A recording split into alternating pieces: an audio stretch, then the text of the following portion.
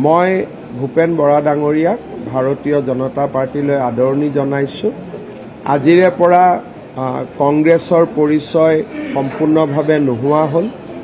এতিয়া আমি এজন বিজেপিৰ গৌৰৱী কাৰ্যকৰ্তা হিচাপে বিজেপিক শক্তিশালী কৰিবলৈ, অসম মাতৃ আৰু ভাৰত মাতৃক শক্তিশালী কৰিবলৈ আমি কাম কৰিম। মই ভূপেন বৰা ডাঙৰীয়াক তেওঁৰ নতুন ৰাজনৈতিক জীৱনৰ বহুত বহুত শুভকামনা জনাইছোঁ।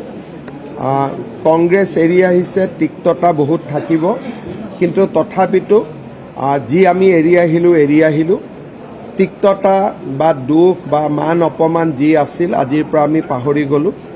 আমি ভাৰতীয় জনতা পাৰ্টিত এটা নতুন ৰাজনৈতিক জীৱন আৰম্ভ কৰিম। আমাৰ দলৰ আদৰ্শ সংস্কাৰ সন্মুখত ৰাখি আমি ভাৰতীয় জনতা পাৰ্টিৰ এজন গৌৰৱী কাৰ্যকৰ্তা হ'বলৈ প্ৰয়াস আৰু প্ৰচেষ্টা কৰিম।